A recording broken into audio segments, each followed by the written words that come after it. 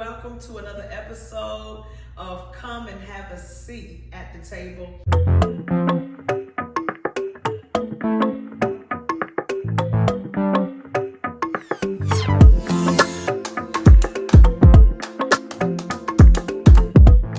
Hello and welcome back to Come Have a Seat at the Table. Guys, we launched episode 1 and you all rocked out with us. I am so grateful for every subscription. I am so thankful for those of you that have subscribed to us on Apple Podcasts and on Spotify. And you guys have even left comments on our YouTube channel and you've left reviews on the podcast channels. So keep doing that. If you have not shared it, please share it. If you did not leave a review, please leave a review and keep watching these episodes because I promise you, they're going to get gooder and gooder. Episode 1, I had an amazing guest who is back with me again, none other than the fine man himself, Mr. Cheyenne Smith. Welcome back, honey. Thank you for having me again. Of course, I wouldn't have had anybody else to be my first guest other than you. We did not release an episode last week because it was Thanksgiving, and hopefully you guys had a wonderful Thanksgiving holiday. Hopefully you all ate real good. We took a break from working out, and so this week we back on the grind because we've been slacking a little bit. We ate real good. Godparents were in town. Godmama cooked. We helped out a little bit, but she's the real MVP. She the G. She is. And so we had an amazing holiday. But we're back on this Thursday, and we want to continue on our conversation that we had with episode 1. In episode 1, we just shared the journey that my husband went through when he lost his first wife unexpectedly. She passed away at the age of 40 years old from a heart disease that actually ran in their family. And it was devastating for my husband. It was devastating for the children. And I want to dig in more into what that was like. You shared a lot about how it affected you and how, the trauma affected you physically, emotionally, how you went to therapy, and we'll talk about, your therapist and all of that. But I want to know, how did this affect your children? Our children now, but your children then. How did it affect your children? You had 5 children that you all were responsible for, and they were young. I mean, the baby, CJ, was how old? He was 10 years old. 10 years old, the only boy, and then you have 4 girls, one that was getting ready to graduate from high school, another one just entering into adulthood, and then your niece, who was daughter now, that already lost her mother. Like this story, y'all. Mother and father. She lost her mother and her father and her brother. She comes to be with Shy and his family, and then now her aunt passes away. So that it's loaded. But I know that God did not allow them to experience what they experienced by accident. That God did not trust them with this type of trouble by accident. I know that it is to serve the purpose that we're serving right now, and that is to share our story, to share what God can do when things are dark, when things look hopeless and helpless, to share how God can pull you up out of a stupor, out of depression, and how he can turn your life and make it as if it never happened. So I pray that today, after listening to this episode, that your perspective will change, that you will understand that God does not forget about you, and that life hits all of us. And it's how we handle life. Do you allow the lemons to cause you to be sour, or do you take those lemons and make lemonade out of it? So I want my husband to share how this death and unexpected occurrence, how did this affect the children?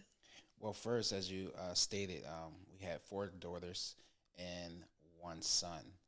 One of my daughters, who was really my niece, but as you stated, she lost her mother, then she lost her father, and then her brother. all devastating. How Of old course, was she? So she was 8 years old when she lost her mother.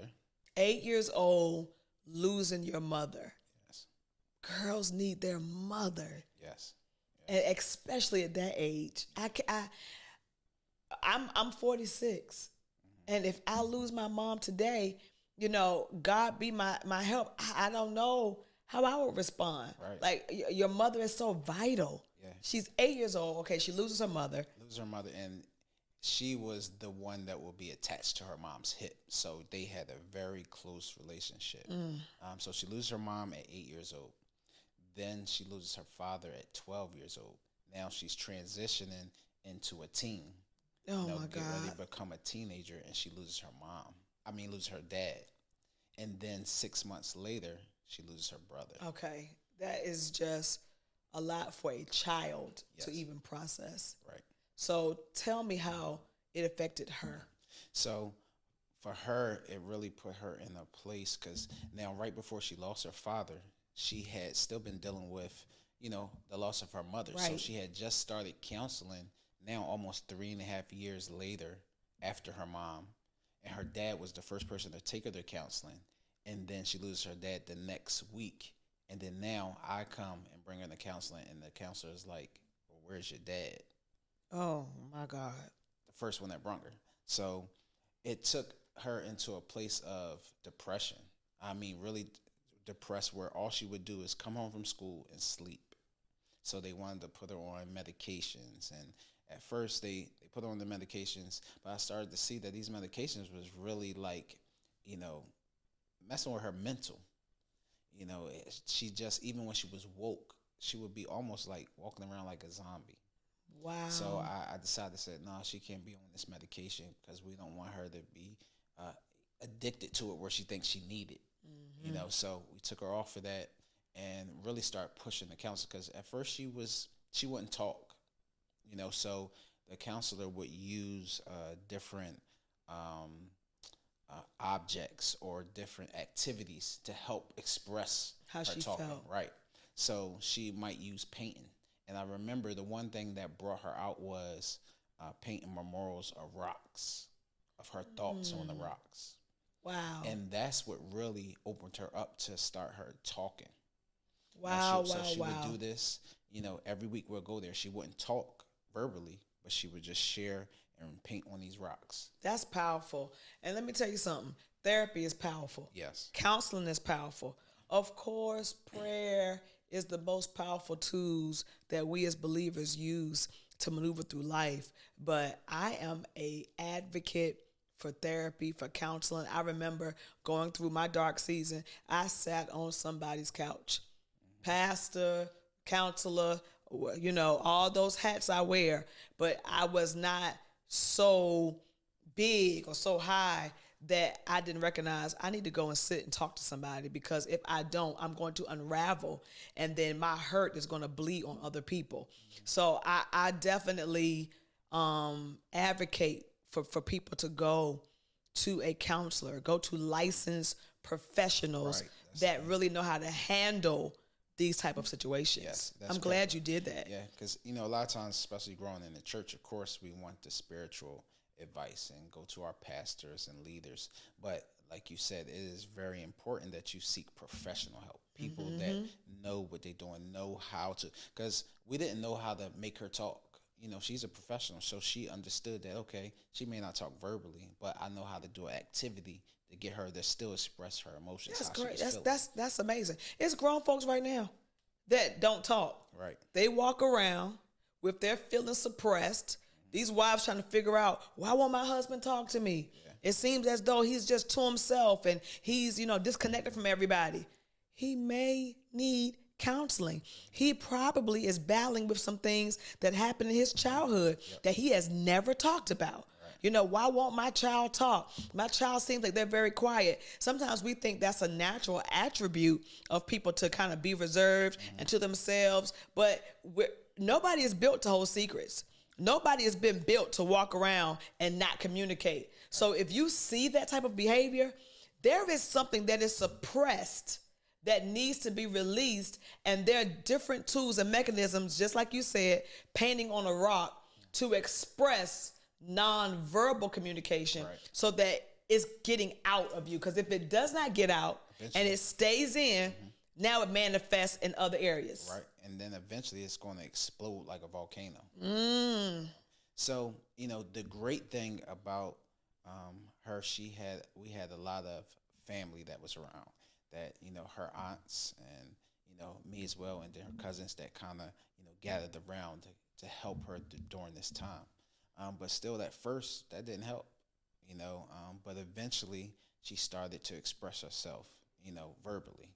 You know, she started to tell how she really felt, how it really affected her. Because again, losing your mom at 8 years old, you know, you need your mom. You still need your mom to do your hair.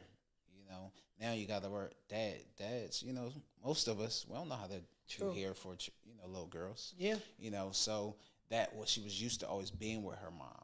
You know, and then, okay, now, you know, I lost my mom and I have my aunts and my uncle. And then she goes on and she goes with her dad for a couple years. And then she's building this relationship with her dad. And now her dad dies. So now it's like, it almost looks like every time I build this relationship, something gets taken away from me. So now that affected her again, where it's like, man, dang, I lost another person. So I'm not going to open up to anybody else. I'm just going to stay to myself, because anybody I get close to, anybody who I am free with, they're gone. So I'm just going to, this is my defense mechanism. This is how I try to protect my feelings, by just staying alone. Right. And then it becomes one-word answers. Yeah. Because I'm not going to express really how I'm feeling. I'm just going to let you know, all right, I'm good. Fine. You know, yeah, I'm fine. You know, and then now her father passes away, and now her brother passes away. So 3 in her immediate family in 4 years passes away. You know, she loses 3 people. And now comes along myself again and my former wife, Ebony. We decide to say, hey, we're going to adopt her. You know, she always, you know, been our niece, and we always been there in her life, but we're going to take her on. This is going to be our daughter. And the crazy thing is, the night before my former wife passed away, I had the documents downstairs filling out, because you had to go through a process of the adoption, and she had to sign. And I was going to wait till the next day. And I said, no, let me just take it upstairs and have her sign this now. And she signed it. And y'all jokers don't believe in the Holy Spirit. Y'all don't believe that God speaks to folks. Did y'all hear what he said? He said the day before his first wife passed away, he signed papers to adopt Kaya. Right. That had to happen before Ebony passed away, or it would have been a difficult situation to adopt her. But y'all had to have both consent, right? She had to sign it, and you, correct? Right. It still would have went through, but now it made her still be able to be on the legal documents, her birth certificate. So it still shows now as mother and father would be me and Ebony. Right. So it just would have made things a little difficult. It still could have went through, but I just believe that it was God allowing me to go have her sign it, so everything was still look how it looked from the beginning. God knew the future. We don't know, but he knows. Yeah. He sees down the road. Yeah. So we was able, you know, to get things signed, and of course, she passes away. So now, again, remember, she loses her mother, she loses her father, she loses her brother, and now she feel like, all right, I'm getting both of that back again, and now she loses her aunt, who's going to be now her, you know, new mother. And she loses her. So I believe for her, she probably had the most difficult time, because she loses 4 people, but she wasn't showing it.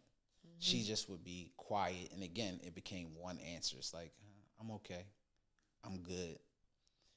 For the other children, we had an older daughter who lived in Maryland, Shakia. For her, it was just more like, man, I didn't really they had a relationship, but didn't build the relationship that they could have had. So it's almost like, dang, I didn't have, I kind of wasted some time. So that, I think for her, that's what played on her psyche. Then we have one child, Shania, who's in college. still trying to find her way, still trying to, settle herself and find who she is, and she loses her mom.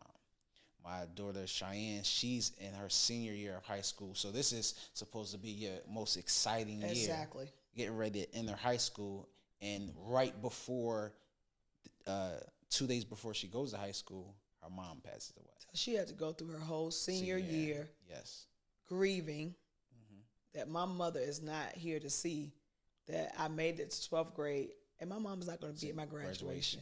Yes. Or my prom. Right. Or any of these memorable things that happens in this, senior year. Right. And then lastly, our son, CJ, who was 10 years old at the time and was mama's boy. I almost tell him, you want to get back into the womb. That's how he was attached to his mom, and she just loved on him and loved on him. So for him, it just broke his heart, but they all took it differently. Yeah. So I could say for him, he kind of was more reserved, didn't want to talk about it too much because he didn't like to get sad. He didn't like to show his emotions and cry in front of people or be angry in front of people. So he just didn't want to talk about it. Right. Then we had Cheyenne, or go back to Kaya. We had Kaya again, where she kind of was just like, another one. I'm okay, kind of still reserved. Yeah, I'm used to this. Right. People always die. It's kind of she become numb to it. Yeah, she's numb. I'm used to it. This always happening. Yep. And then Cheyenne, which I didn't know at first, but it took her into such a depression where it made her not even want to come out of her room. And I started to notice, like, she's always in her room in the dark. So I used to have to make her come out your room, because I started seeing, like, oh, this thing is really making her depressed, where she didn't want to come out. She didn't want to eat. She didn't want to talk. And then to come find out later down the line that it drove her to drinking, which I didn't know until, later she shared it. And, there is always a reason to why people do what they do. It's so easy to talk about they're on drugs and they're addicted to this and they're alcoholics and they're abusive. You don't know what leads people to do what they do. What led this person to become on drugs? What transpired in their life to make them feel like drugs can be my answer?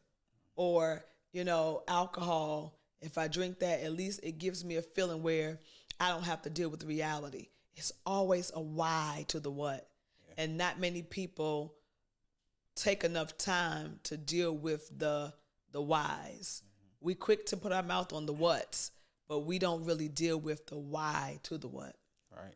And the thing is, this was children that grew up in the church, out of the womb, was active in the church. They didn't see us drinking and doing things around the house. So, like you said, you don't know what pushes people, but it was that depression of losing her mom where she felt like, dang, I lost everything, and, I used to ask I asked this question to my mom before, we know as fathers, we know our children love us, but it's a special bond that whether it's a boy or a girl that they have with their mom.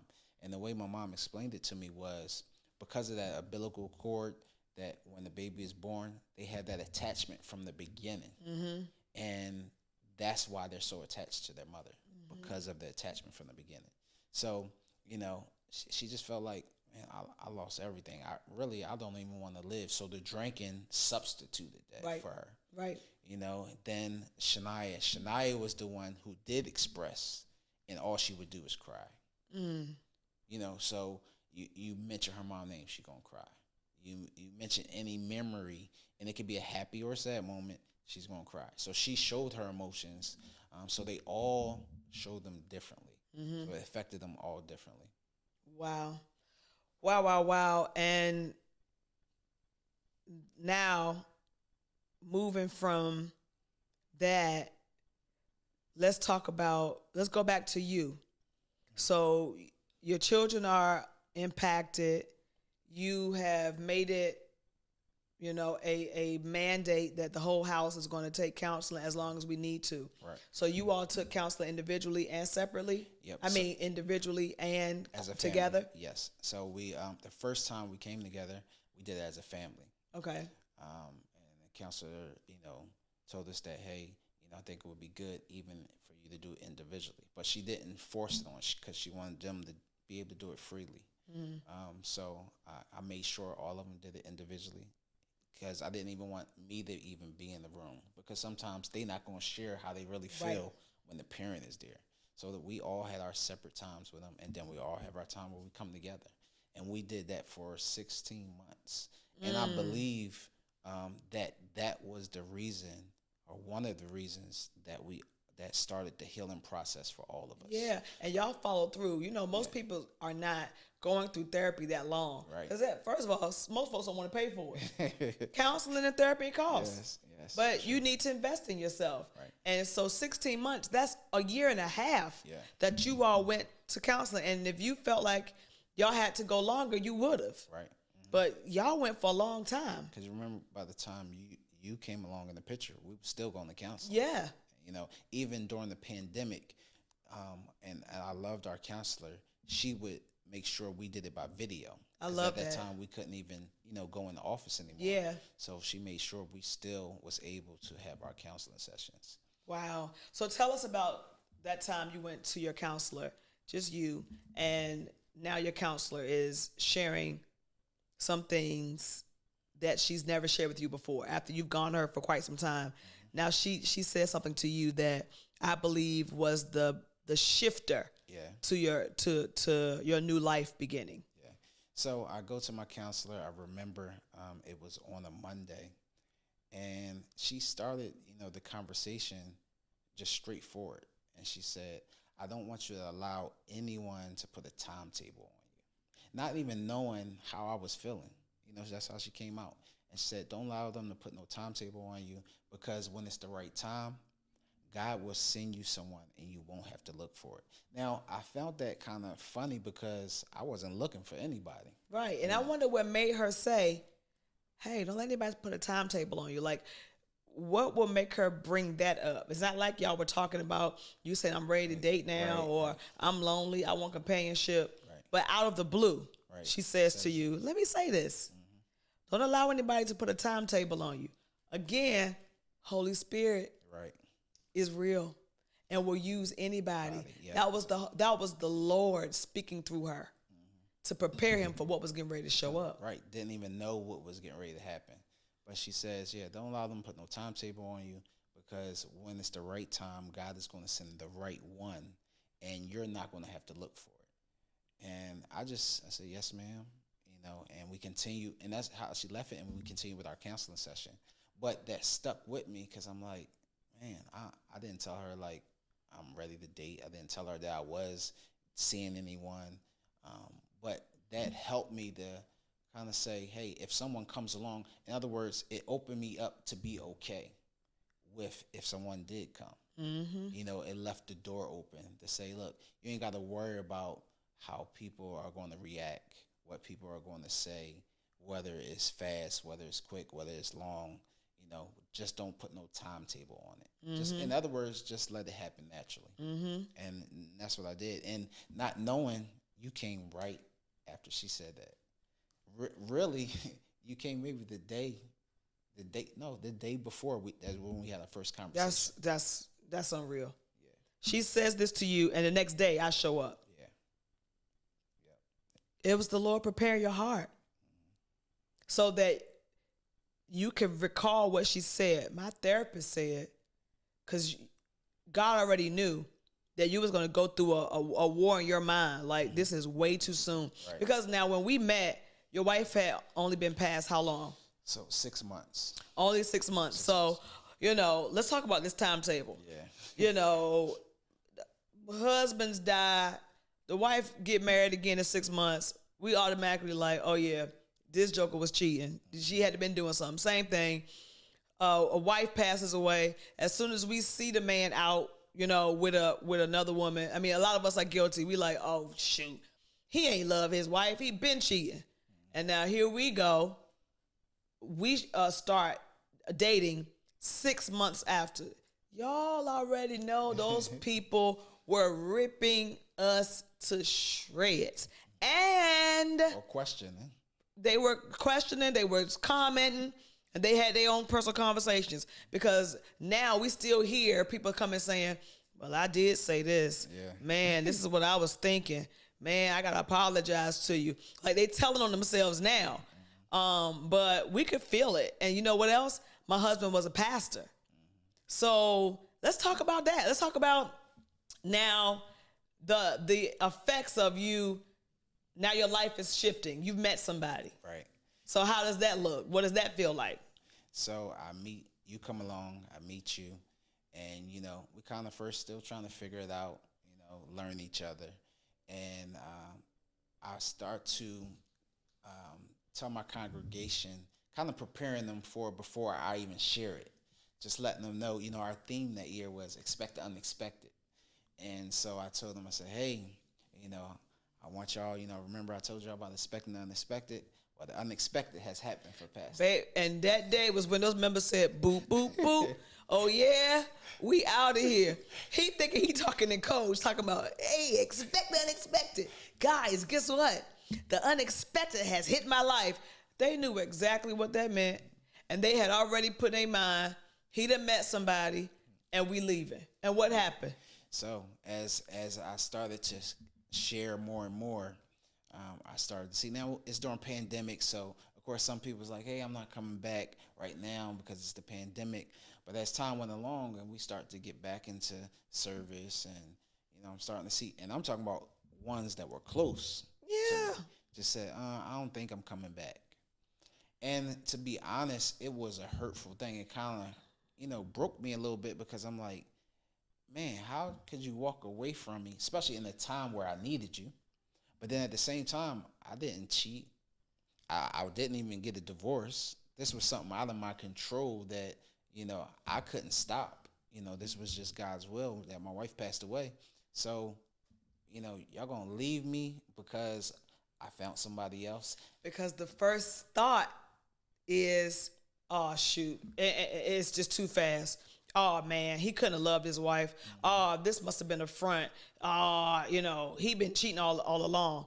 It's sad that that's how people think, but that is how people think. Right. And that's when you have to block out what people think, and even not allow what you see to affect what you know you heard from the Lord. Because by this time, God has already told you, Siobhan is my wife. Right. You heard the voice of God, but you're also hearing the voices of people. You're reading the voices of people on the internet, and you're seeing your congregation dwindling down. Right. And they're using the pandemic as the reason, but in your heart, you already knew this has nothing to do with the pandemic. Right. It has everything to do with the fact that I'm now dating somebody. Yeah. And it on the other side, you know, as a pastor, I know as a pastor, the members, they're your family. You know, some of them look at you as a mentor. Some look at you as almost like a parent. And when that dynamic is changed, everybody can't handle it. Just like your biological kids. You know, when things start changing, relationships change, it affects the children. Right. So the death of their first lady affected them. Yeah. And for a lot of them, that's going to be the only first lady that we acknowledge. You know, that's going to be the only woman that we want to see with our pastor. Right. We cannot even open ourselves to see him with anybody else. Right. So I understand where they were. You know, I just don't agree with how a lot of them handled it. Right. Yeah. But I understand. And as we said, people handle grief differently. Right. And the way they handled the grieving season and the fact that you've moved on, but they didn't move on, was, you know what? We don't even want to see it. Right. We don't want to hear about it. Right. We still want to be in our little stupor, or, you know, we still want to be in our way of, we miss Ebony, Ebony's folks. That's who that's our first lady, and that's who it's gonna be. Right. And we done. So this season in our life with Pastor C is over because he's decided to move on. Right. And I'm going to tell you guys that there are going to be times that you're going to have to move on, even if they don't move on with you. Right. And he said it. There were people, it wasn't those that weren't close to him, but the majority of these people that could not move on with him were the ones that were closest to him. Right. And you had to make a decision. Right. And I had to come to the realization, like, all right, do I allow them to keep me stagnated, keep me in a place, almost to a place where, again, goes back to our last episode where I talked about how it affected me mentally and physically. So, like, you would rather me stay around here sick, because I was sick, almost sick unto death, where a lot of people didn't know, but that's where I was at. So I'm like, you would rather me stay in this place stagnant than for God to send someone to me, you know, as a helpmate to now help me. But you know what got me through it was, you know, I remember one morning I came down in the kitchen and I had my devotional time and I began to pray.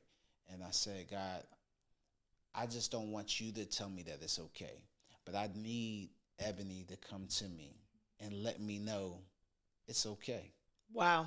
So I prayed, and she never came to me before, but this is the one time I said, God, I need her to come. I need her to let me know, like, this is okay. So I had a battle, even though I had the voices, other people's voices, you know, I knew what God told me, that you were my wife. But at the same time, I had this battle too, even with the timetable of, hey, this is too quick. You know, I still love my wife, but it was like, God has given me a heart for you now. And I said, but I need her to tell me it's okay. Let me stop right there too, and we're gonna come back to you asking the Lord. Even when you have a God say it, you're still gonna question if God really said it. So I think that was a powerful point, because there are many of you that are tuning in, listening to me, and God told you something, and you know God said it. He just said that I know what God said. He said, but I still was battling.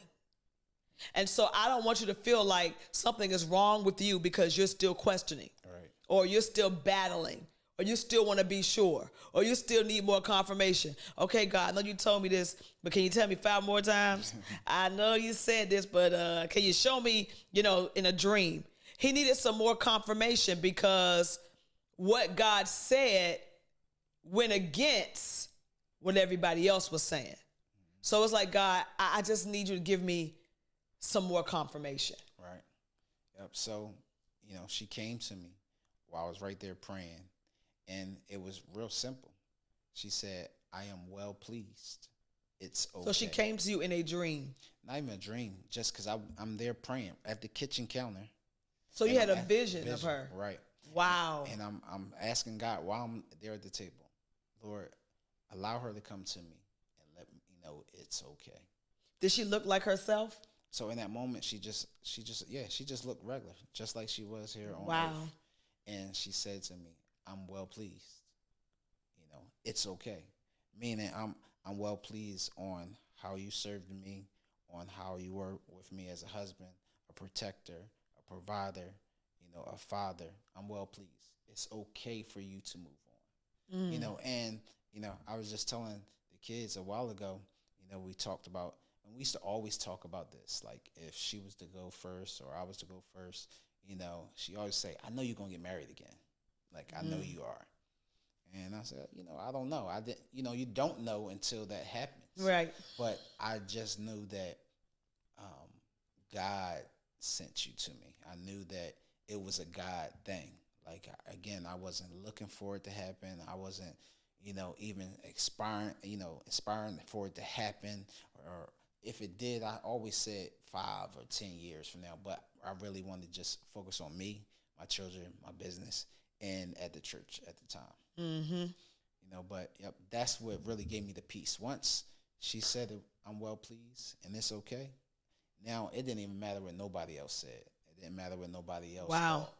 You know, and even with the church and those that left, it was like, all right, I'm okay with this because now God sent me someone, and now me and her are gonna go rebuild.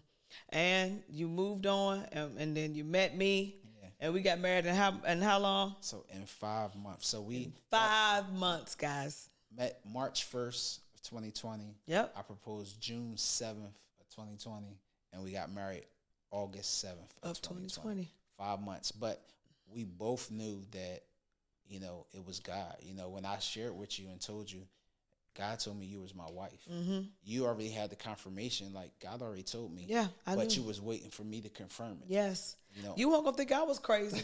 I'm on the phone talking about the Lord said. Y'all know some of these thirsty women quit talking about the Lord said you my husband. You weren't gonna think I was a psychopath. I just said, now God, I know what you said. I need you to confirm it to him.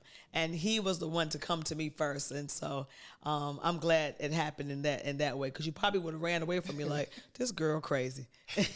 Probably, if you would have said it first. Yeah, you would be like, she's a weirdo. Yeah. But, you know, the thing I think about a lot is how you handled everything. It had to be a special woman to come into a scenario like this. You know, many women probably couldn't. Baby, I can't wait to do the episode. I'm going to talk about, and it's coming real soon, I am going to do an episode about mean church people. And I'm going to talk about how we treat folks, you know, and I can talk about it because I'm somebody that's from the church. But there's a difference between church people and a Christian. And I'm going to talk about it because a lot of what's going on in the world and a lot of what we see going on in our nation is because we don't have too many people that are Christians. We just church folks. And I'm going to talk about y'all mean church people. It's coming soon. But back to what you were saying, honey. We met, we got married. Yeah, and you know, I just wanted to know how did that, you coming now and coming from pastoring your own church, successful church, you know, moving now to New Jersey, you know, coming with me to now us pastoring together, but coming into someone else's arena. Oh, don't worry about it. Don't ask me now, because I'm gonna share it all in my episode. Because I'm going to talk to them about how I came to your church and how I was treated, and I had to come to your territory and come amongst the kids. I'm going to share all of that. So y'all got to stay tuned, because I'm going to tell my story. I'm going to tell my story, and I'm going to give all of it. And then we also got to do an episode of, you know, how our marriage was in the beginning. Yeah. Because, you know, y'all see us smiling and grinning, and we in love, and we are very much in love. For sure. But baby, that first year, whew, it was something. We had some challenges. We had some challenges, but we pressed through because we had a God said. I'm so glad y'all tuned in. We wanted to make sure that our episodes are longer now than 20 minutes, because we sat and watched episode 1 and was saying to ourselves, oh no, we need more. That was too short. So I pray that now you guys have enjoyed more meat, and that you guys will continue to watch the coming episodes. It's going to get good. We're still in season 1. We already have surprises for you guys for season 2. And I just believe that this podcast is going to change the world. Thank you all so much for joining us, for having a seat at the table with me. I am your host, Cheyenne Smith. Don't forget to subscribe to my YouTube channel, to the podcast channels, Apple Podcasts and Spotify. And make sure that you leave a comment on my YouTube channel, and that you leave a review on the podcast channels, and share the reels on IG. Share the flyers and the advertisements on Facebook, and let's get the word out that there's a new podcast host in town, and those episodes are real good. I love you guys. We'll see you next time.